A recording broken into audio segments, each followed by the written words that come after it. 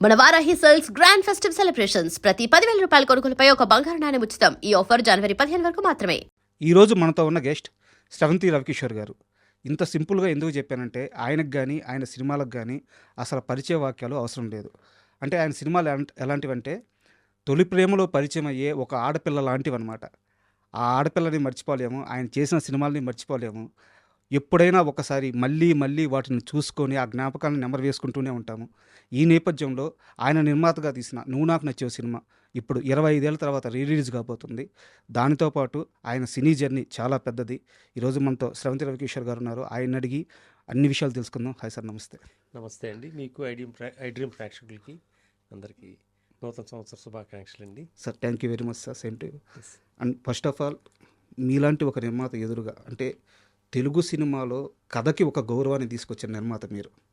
అలాంటి నిర్మాత ఎదురుగా కూర్చొని ఈ షో చేయడం కానీ ఇది నాకు మీరు నా సంస్థ ఇచ్చిన గౌరవంగా భావిస్తున్నాను. Thank you very much sir. ఎంతమంది ప్రేక్షకులు నన్ను పరిచయం చేయటం అది కూడా నా గౌరవంగానే నేను పరిగణిస్తానండి. Thank you for introducing me to your iDream audience. Sir thank you sir. First of all నువ్వు నాకు నచ్చే సినిమా గురించి మాట్లాడుకునే ముందుగా మీ బ్యానర్ శ్రవంతి, మల్లాది వెంకటకృష్ణ గారి నవల పేరు అది శ్రవంతి అని. మల్లాది వెంకటకృష్ణమూర్తి గారు ఆయన నవలని మీరు బ్యానర్ నేమ్గా పెట్టుకున్నారు. ఎందుకు, కారణం ఏంటి?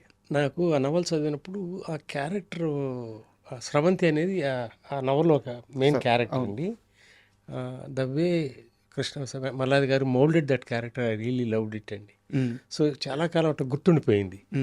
బ్యానర్ నేమ్ ఏం పెడదాం అనుకుని చెన్నై వెళ్ళి ఆలోచిస్తున్నప్పుడు సింధూరా అని ఒక ఐడియా వచ్చింది. తర్వాత స్రవంతి. మేము 2-3 స్నేహితులను కలిసి సినిమాలు చేద్దామని అప్పుడు చెన్నై వెళ్ళాం. సాయిబాబు గారిని, తమ్ముడు సత్యం అని. సో రకరకాలుగా అనుకుంటున్నప్పుడు నాకు ఎక్కువ స్రవంతి అనేది బాగుంటుందేమో అని అనిపించి ఈ రిఫరెన్స్తో తర్వాత మల్లాది గారు నేను కలిసి జయత్రయాత్రప్పుడు కొన్ని రోజులు ట్రావెల్ చేశాను. నాగార్జున గారి movie. So we became good friends that time. తర్వాత ఇంకెవరి జీవితాలు అలా అనుకోండి. యాక్చువల్గా నాకు చిన్నప్పుడు మీరు తెలియదు సార్, చాలా చిన్న వయసులో మీది, బట్ మీ బ్యానర్ తెలుసు శ్రవంతి మూవీస్ అని చెప్పేసి. నాకు మీ బ్యానర్ పేరున్నప్పుడల్లా కూడా మన ఆ పుస్తకం పైన అమ్మాయి కళ్ళు క్లోజ్ షాట్ పెట్టి ఒక బొట్టు పెట్టుకొని ఉంటుంది, శ్రవంతి బుక్ నావల్ మీద అట్ట పైన. నాకు ఆ శ్రవంతి మూవీస్ బ్యానర్ అనగానే ఆ విజువల్ గుర్తొస్తూ ఉండేది అనమాట.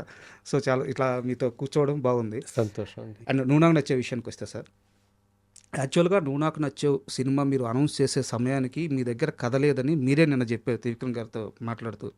అంత ధైర్యం ఏంటి? నువ్వే కావాలి కలిసి జర్నీ చేసాము. అది రామోజీరావు గారి సంస్థకి చేయడం జరిగింది. సో అప్పటికి అందరికీ కూడా సక్సెస్ కావాలి అనే పరిస్థితి మాది. నాది కానీ, విజయభాస్కర్ కానీ, త్రివిక్రమ్ కానీ, కోటి, సీతారాం శాస్త్రి, సుచిత్ర చంద్రబోస్, మేమందరం కూడా చాలా లో ఎబ్లో ఉండేవాళ్ళం. మేము మళ్ళీ ప్రూవ్ చేసుకోవాలి. అంటే ప్రూవ్ చేసుకోవాలంటే మనం కావాలనుకుంటే జరిగేది కదండి. మన శక్తినంతా వినియోగించి ప్రతిరోజు దానితో ప్రయాణం చేసి చేసిన సినిమా అది. ఆ జర్నీలో వీళ్ళు బాగా దగ్గరయ్యారు, భాస్కరును, త్రివిక్రమ్. ఎందుకు చెప్తానంటేనండి, ఇది నా పరిచయం వాళ్ళతో దగ్గరతనం గురించి ఎక్స్ప్లెయిన్ చేస్తా. భాస్కర్ని, త్రివిక్రమ్ని వదిలిపెట్టి జర్నీ చేయకూడదు. ఓకే. సో డెఫినెట్గా మనం కలిసి ప్రయాణం చేయాలి. వాళ్ళిద్దరికీ కూడా నా మీద అంత వాటి కాల్ కాన్ఫిడెన్స్ లెవెల్స్. సో రిలీజ్కి చాలా ముందే నేను వాళ్ళిద్దరికీ కొంత అమౌంట్గా ఇచ్చి మనం కలిసి పని చేస్తాం irrespective of the result. Okay. అంటే నాకు సినిమా చేసే ఆర్థిక స్తోమత అంత గొప్పగా లేదు అప్పుడు, బట్ వీళ్ళతో మాత్రం ప్రయాణం చేయాలి, ఈ సినిమా సక్సెస్ అవుతుందని పూర్తి నమ్మకం. సో అక్టోబర్ 13, 2000 రిలీజ్ అయిందండి. ఇమీడియట్గా మీరు స్టార్ట్ చేసుకోండి, నో ప్రెషర్ పెట్టాలంటే త్రివిక్రమ్ అన్నాడు వెంకటేష్తో చేద్దామని. మీకు ఎవరితో కావాలంటే వాళ్ళతో చేయండి, నాకు అభ్యంతరం లేదు, I'm always there to support you, but don't take the pressure. Okay అని అంటే వాళ్ళు ఇట్లా వర్క్ స్టార్ట్ చేస్తా. త్రివిక్రమ్ గారు చెప్పినట్టుగా ఒక 30 days ఏమీ ఇంకా కదలలేదు, 15 రోజులు మొత్తం అయిపోయింది అన్నారు స్క్రిప్ట్. ఓకే. అంత వేగంగా జరిగింది అది. సో అది అయిన తర్వాత వెంకటేష్ గారికి చెప్పటం, ఇమీడియట్గా మనం చేస్తున్నాం కిషోర్ అని చెప్పటం, అట్లా వేగంగా జరిగిపోయినాయి సార్. అంటే యాక్చువల్గా మీరు ఈ సినిమాకి ముందు అంటే నువ్వే కావాలి ముందు కానీ, నువ్వు నాకు నచ్చే ముందు కానీ అంత ఫైనాన్షియల్గా స్ట్రాంగ్గా లేను అని చెప్పి మీరు చెప్పారు సార్. బట్ నా డౌట్ ఏంటంటే 90s ఎండింగ్లో మీరు అంటే ఆ 90s మిడిల్ నుంచి ఎండింగ్ వరకు ఈవీవి గారితో చాలా సినిమాలు చేస్తూ వచ్చారు. మీరు ప్రజెంటర్గా ఉన్నారు కానీ, బట్ అవి మీ సినిమాలే కదా. కృష్ణారెడ్డి గారితో బ్యాక్ టు బ్యాక్ 3 సినిమాలు తీశాను. మావ చిగురు, ఎగిరే పవర్మ, అవును. మనసులో మాట. పిల్ల నచ్చింది. ఇన్ బిట్వీన్ గిల్లి కజ్జాలు చేశాను. మ్మ్. ఈ 4 అయిన తర్వాత పిల్ల నచ్చింది అనే సినిమా ఈవి గారితో చేశాను. మ్మ్. ఈ ప్రాసెస్లో ఏం జరిగిందంటే అండి, మనసులో మాటకి అనుకున్న దానికంటే ఎక్కువ ఖర్చు పెట్టాం. నేను ఎవరిని బ్లేమ్ చేయను, నేనే ఖర్చు పెడతా. Okay. I don't give blame any one. మ్మ్. ఎందుకంటే నచ్చింది సినిమా, డెఫినెట్గా ఆడుతుందని నమ్మకం. ఆడకపోయినా ఆ సినిమా ఆ కథకి ఎంత డిమాండ్ చేస్తుందో అంత ఖర్చు పెట్టాలి, నమ్మాను. మ్మ్. సో దాంట్లో ఆర్థికంగా విపరీతమైన నష్టాలు వచ్చింది. Okay. At the same time distribution office ఉండేది, మ్మ్. మ్మ్. ఆబ్లిగేషన్ల మీద చేయాల్సి వచ్చాయి కొన్ని సినిమాలు. సరే.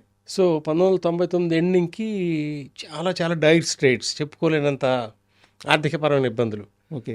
అని అనుకుంటానే మ్మ్. ఈ కథను తీసుకెళ్ళి ఆయనకి ఇది సర్కమ్స్టాన్సెస్ అంటే ఇమీడియట్గా నీకు నమ్మకం ఉంటే చేసే కిషోర్, ఓకే.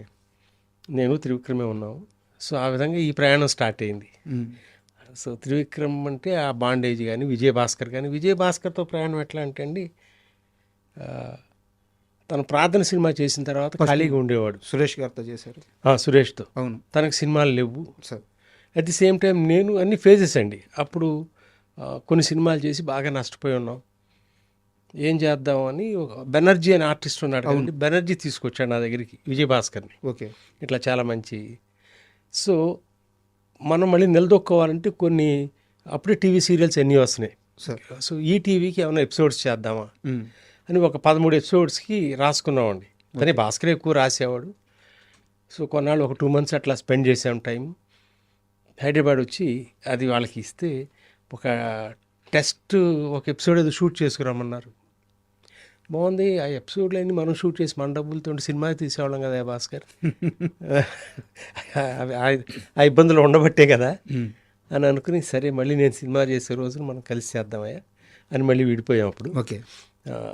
ఆ తర్వాత ఈ మావ చిగురులు ఈ సినిమాలన్నీ చేసి మళ్ళీ ఇబ్బందులు పడి ఫైనల్గా ఈ సబ్జెక్ట్ చూసినప్పుడు భాస్కరే పర్ఫెక్ట్ అని ఆ రోజు డెసిషన్ చేసుకున్నాను నేను. ఆ రోజు రాత్రి ఫోన్ చేశాను, భాస్కర్ మనం కలిసి పని చేస్తున్నామని. సో అట్లా అంత దగ్గర అయ్యాం మేము. సో అప్పుడైనా త్రివిక్రమ్ గారిని ఎట్లా కలిశానంటే 99లో ఇక్కడ ఫిల్మ్ ఫెస్టివల్ జరిగింది, ఇంటర్నేషనల్ ఫిల్మ్ ఫెస్టివల్. దాని సినిమాలకి భాస్కర్ త్రివిక్రమ్ కలిసి వెళ్తూ ఉండేవారు, నేను వెళ్తూ ఉండేవాడిని. అప్పుడే మీరు చెప్పిన పిల్ల నచ్చిన షూటింగ్ జరుగుతూ ఉండేది. ఓకే. సో నైట్ టైము ఆ సినిమాలకు వెళ్ళినప్పుడు భాస్కర్ని కలిసినప్పుడు త్రివిక్రమ్ పరిచయం చేశాడు.